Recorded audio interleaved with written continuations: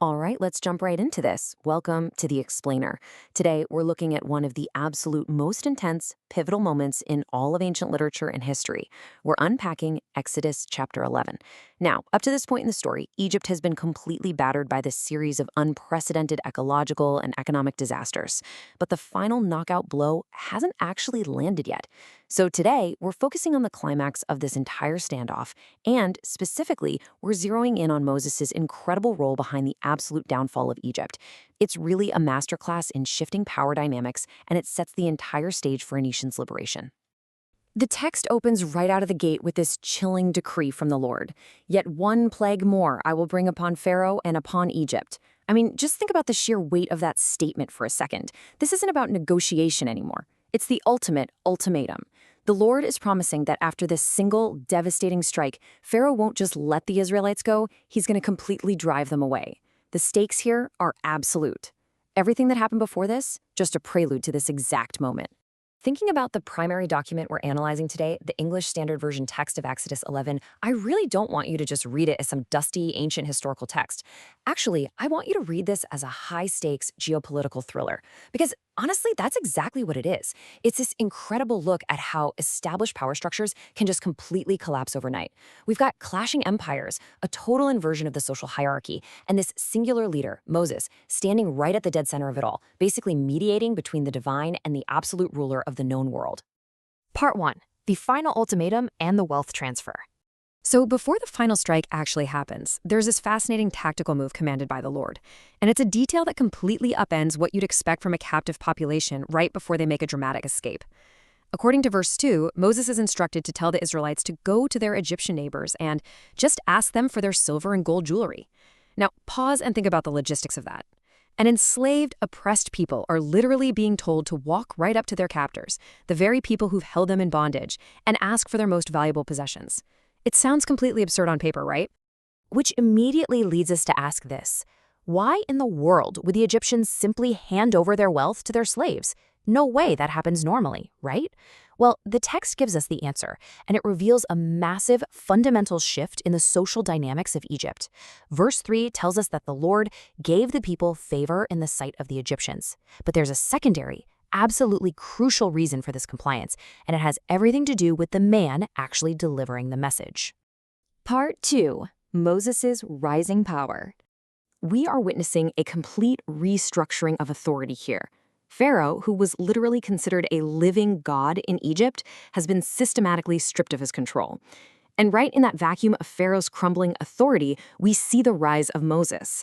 What's super interesting is how explicitly the text spells this alternative out. It says, "Moreover, the man Moses was very great in the land of Egypt, in the sight of Pharaoh's servants, and in the sight of the people." Moses is no longer just seen as some annoyance or a fringe rebel leader. He's become this towering figure of undeniable power. He's highly respected and maybe even feared, not just by the everyday Egyptian citizens, but by Pharaoh's own inner circle, his top servants. That newfound respect for Moses is precisely what fuels the staggering transfer of wealth. Part 3. The Midnight Strike. But the wealth transfer is really just the preparation.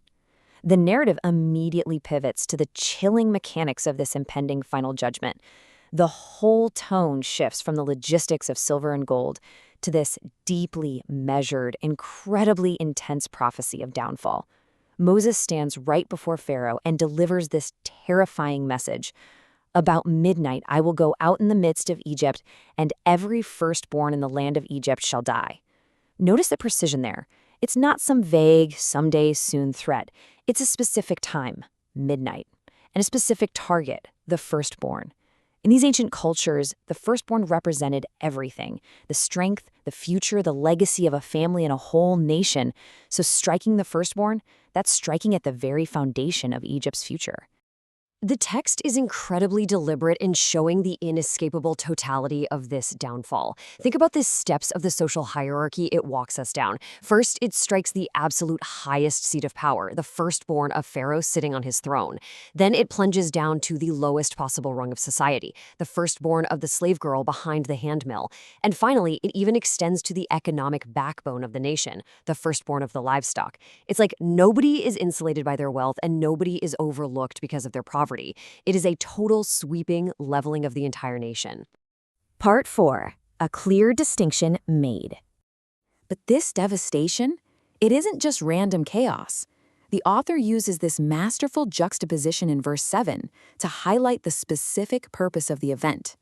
It's all about drawing an unmissable line in the sand between two peoples. On one side, you have Egypt. The text predicts a great cry throughout all the land of Egypt, such as there has never been nor ever will be again. It's this image of profound, agonizing national trauma. But then, consider the other side. For Israel, not a dog shall growl against any of the people, either man or beast. I mean, it is chillingly peaceful. The text explicitly says, this is so that you may know that the Lord makes a distinction between Egypt and Israel. It's the ultimate undeniable proof of divine protection versus divine judgment. And Moses isn't finished yet. Building on that immense authority we were talking about earlier, he looks at Pharaoh and makes this bold, deeply humiliating declaration. He points directly to Pharaoh's own royal court and says with this profound, undeniable weight, "And all these your servants shall come down to me and bow down to me, saying, 'Get out, you and all the people who follow you.'" The established power structure is about to completely turn upside down. The ruler's servants aren't going to be taking orders from Pharaoh to keep the Israelites anymore. They're literally going to be bowing to Moses, begging him to leave. And then, the whole standoff reaches its crescendo.